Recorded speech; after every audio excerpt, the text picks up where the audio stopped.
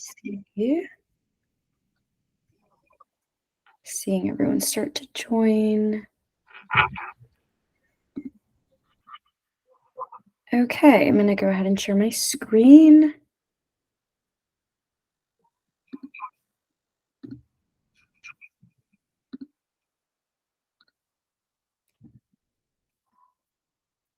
Okay, great.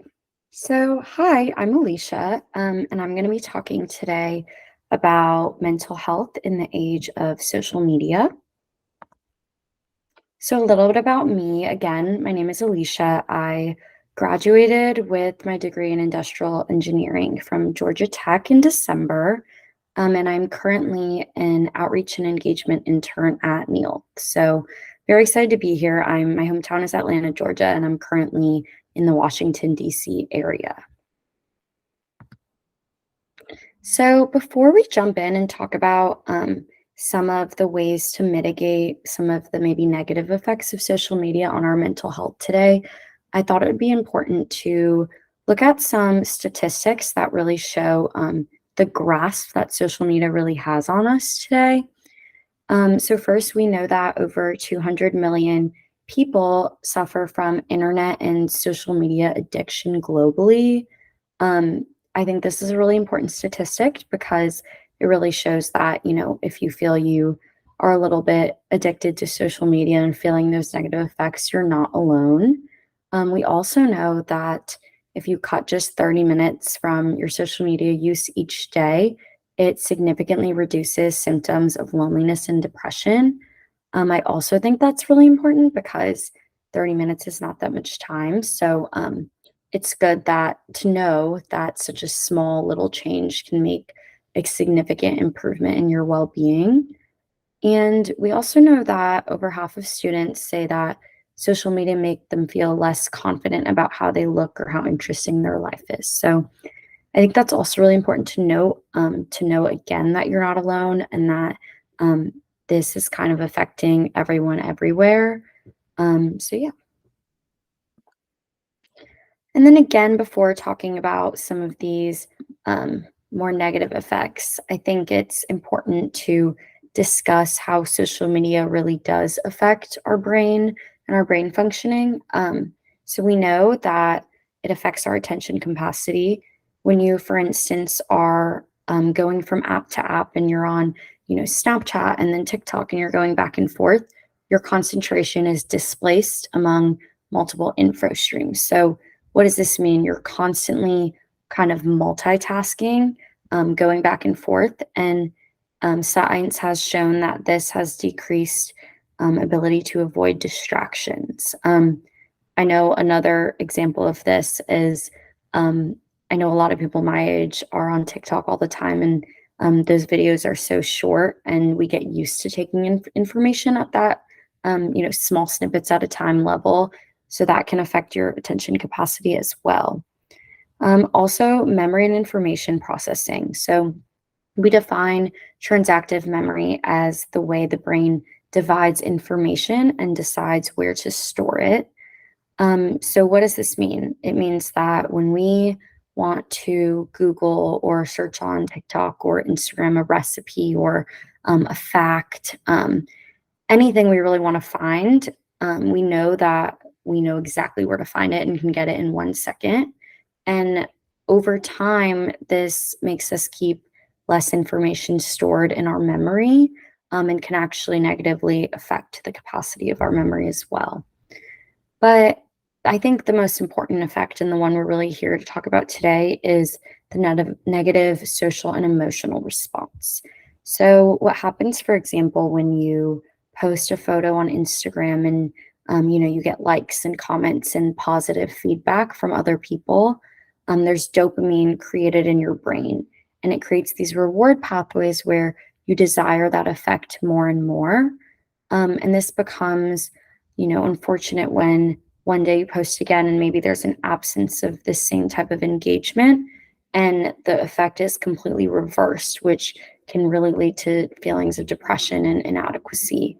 Um, and also, something we call self representation, which, when it refers to social media, is how we show ourselves on social media.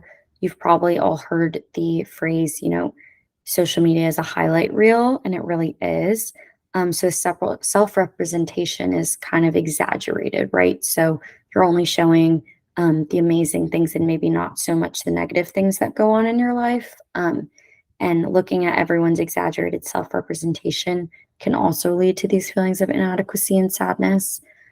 So, this is not to say that social media is a horrible thing at all, but I think it's important to understand the ways that it can negatively affect the brain.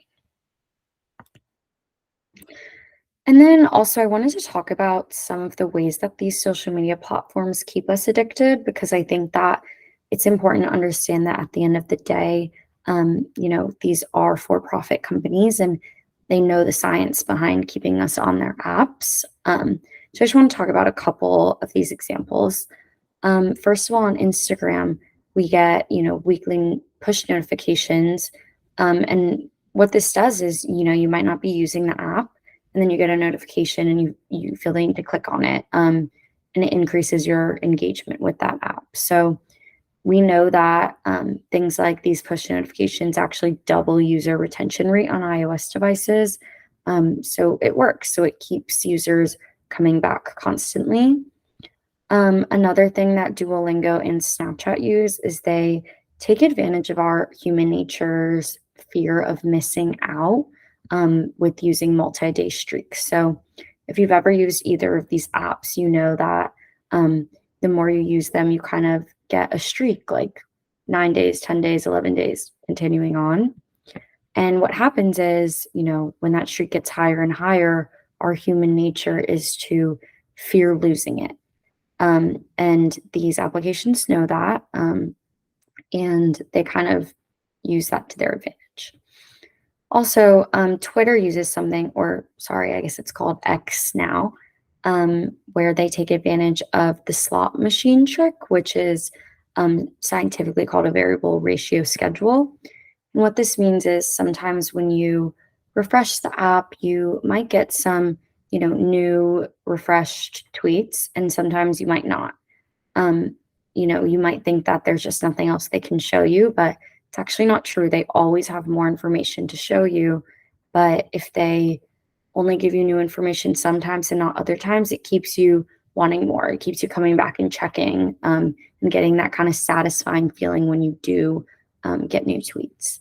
And then they also do a delay on the app where if you noticed when you refresh it, the little wheel or bird, whatever, spinning, you might think that you have bad internet connection or something like that, but it's actually another trick they use, a psychological trick where when you kind of see that wheel spinning, you get more excited for what's to come, and you kind of keep coming back. So yeah, and then finally, LinkedIn works on our human nature to want social reciprocity. So what does that mean? It means when you someone connects with you on LinkedIn, there's a list of people to connect with kind of in return for an invitation. And this uses our unconscious desire to accept social obligations. So, you want to keep sending it on when you get connected with. It's kind of our human nature to send it on. So that's one way they do that as well. So I also wanted to define something called doom scrolling. So this is actually a recent definition in the Webster Dictionary that has been implemented because it's had such an effect on Gen Z in particular. So doom scrolling refers to excessively scrolling through bad news on social media, which is considered to be problematic news consumption. So really, this kind of means, we all know that there's a lot of negative, sad news out there in the world. And when you're constantly reading more every second, it really does affect your mood a lot more than you might think. People who doom scroll kind of get sucked into this vicious cycle, and it can lead to obsessive behaviors like constantly checking for updates on news stories as a way to really alleviate anxiety and emotional stress. Again, be staying up to date with the news is not a bad thing at all. It's actually a very, very great thing. However, it's important just to note when it is negatively affecting your mental health, and when it can be considered doom scrolling, and maybe take a break. So now I wanted to talk about some ways to kind of mitigate the negative effects of social media and really use social media for good, rather than making it feel inadequate. So one thing you could do is set screen time limits. We know that the average screen time for adults in the US, and around the world has increased 60 to 80% from before the pandemic. This is kind of a striking increase just within 4 years or so, 3, 4 years. And we know, again, like I mentioned earlier, that reducing social media usage to 30 minutes per day can reduce symptoms of loneliness and depression. So, if you find that maybe you're spending a little bit too much time on your phone and you want to maybe take a break, there are some tips to start small. We know that adults should spend 3 to 4 hours of a day detached from their phones. This, might seem like a really big jump if you're constantly checking your phone whenever you get a notification currently, but maybe start small. Maybe, have an hour or two with your phone in another room where you're gonna do something else, whether it's, getting outside, reading a book, just trying to start small. And yeah, you can go to settings and screen time on iOS devices and set a daily limit. And one tip is to, try to decrease your limit by 30 minutes each week if you feel like your limit was really reachable for you. And take a break. So, when do you know it's time to maybe take a break from social media? Do you leave your interactions feeling inspired and informed, or is it making you feel frustrated and really drained? And then also, do you feel like you're constantly comparing your life to the lives you see on social media and feeling like you're behind? If these things are true, it might be time to take a needed breakaway. So, how do you start? I think the first thing to do is make sure you make a plan with a very achievable time period. So, if you feel like a month is a lot, you do not need to take a break for a month. Maybe start with a week, and just see how it goes. And then recognize your triggers and fill your time in a different way. So, for example, if you know a bunch of your friends are going to a concert or something like that, and usually then you would go check and see all the videos they're posting. Maybe when you have those thoughts, go do something else. Watch an episode of TV if you want to, go hang out with a friend. Just try to fill your time in different ways when you would be just scrolling and scrolling. And then also have someone to hold you accountable. So personally, I took a break from social media over the summer, and I had my sister hold me accountable, which was really, really helpful. She would kind of check in and be like, did you go on it today? How are you doing? And I think that is really helpful when you're trying to take a little detox. And then also know that it's okay to go back because, again, social media is not inherently a bad thing. It actually can be really great to keep up with friends, keep up with news, and anything like that. So it is okay to go back. And when you're done with this break, maybe reevaluate your relationship with social media. And if you feel better equipped to handle the pressures of being online, you can totally go back. And most of the time, when people take breaks like this, they find that their social media usage is actually a lot easier to limit after taking time away. They kind of crave that less. And then also, you can always unfollow any accounts that aren't serving you. So I think that unfollowing accounts has a very negative connotation. And, sometimes it is, but, I think it's important to know if you keep seeing posts that are not lifting you up, if it's a place or person or company that you don't like being up to date with anymore, and it's kind of negative information consumption. Reconsider if you really want to be following this account, because at the end of the day you do curate your own feed, right? So if you are on social media, you are kind of putting together what you see on a daily basis. So another tip is to follow some positive accounts and create your feed to counterbalance some of those negative side effects. I listed some accounts here that I personally follow on Instagram that I think are really positive. Action Happiness, The Happy Newspaper, and Upworthy. All of these accounts are kind of like meme accounts and then, show positive aspects of human nature and uplifting stories, which I think kind of really help to see when you are scrolling. And then getting outside. So if you are taking a break from social media, it's a really, really fantastic opportunity to be able to spend some more time outdoors. We know that spending more time in nature has rejuvenating effects on our minds and bodies. So yeah, try to use this time maybe to get outside. If you really do want to use social media and apps, you can try to use some that are really positive. So a couple things are Strava. Strava is if you like running or even walking, you can kind of track your routes and share them with your friends. All Trails is a similar thing for hiking. So if you like to hike, you can look at reviews of different hiking trails around you, get some tips for them. You can rank them yourself. It's really fun if you like to do that. And then Bunch Rides and Swim Guide, I have not personally used yet, but they are for cycling and swimming as well. And yeah, so again, we know apps are not inherently a bad thing, and things like this can be a really good way to kind of change how you're using your social media. Another thing to think about is making some face to face plans rather than only talking to people on your phone. We know that face to face plans are really good for several reasons. One is for nonverbal cues. So, when you have face to face plans, you can interpret micro behaviors like facial expressions and gestures that really give you some insight into how someone is feeling more than you can through Zoom or Google Meet or anything like that.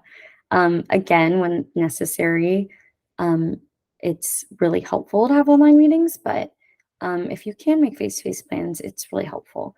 It also engenders creativity and collaboration because you can illustrate ideas better when you're speaking to a person. And relationship building, you can build trust and form deeper connections when you're in person because you're more inclined to engage in small talk, I think, which is really good for mental health and increase life satisfaction. So we know that these types of reciprocal actions like nonverbal cues and hand motions really increase our psychological health. So again, if you find you're spending too much time on your phone on social media, make some face-to-face plans with friends. It can really help you feel like you are making some meaningful connections. Another tip I have is to leave your phone outside the bedroom. So if you are like me and you scroll through your phone at night before you go to sleep and in the morning when you wake up, maybe consider giving yourself a break from doing that. We know that not only for your mental health, but for your physical health as well, blue light exposure right before bed and in the morning can suppress your sleep. So maybe try to leave your phone outside the bedroom. If you use your phone as an alarm clock, maybe consider getting an old school alarm clock just to see if you're getting better sleep, spending less time just kind of mindlessly scrolling as well. So how neolth can help? There's a couple of different ways. So one example, if you're feeling like you're kind of attached to social media, but you still want to look at some positive things on your phone, neolth has a lot of little mindfulness audios that you can listen to help you kind of work through this as well. And maybe some of these feelings of inadequacy and loneliness due to social media. And then also there's student stories on the app as well. So one example I have here is Monique's story on dealing with self-comparisons through social media. I think these are really helpful to know that you're not alone if you are feeling this way, and to kind of engage with a community that might be feeling this way as well. So, some takeaways. First, I talked about kind of understanding the real effects of social media on mental health. We talked about those statistics, the more scientific effects on the brain, and the negative effects of doom scrolling. And then we went through some of these habits. So, Setting screen time limits, knowing when to take a break, and following any accounts not serving you, spending some time outside, making face to face plans, and then leaving your phone outside the bedroom. These are some resources I used when putting together this presentation. And yeah, thank you guys so much for joining. I'm going to stop sharing.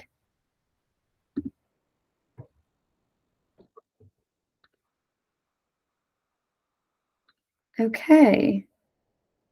If anyone has any questions, you can leave them in the chat. But again, thank you guys for joining.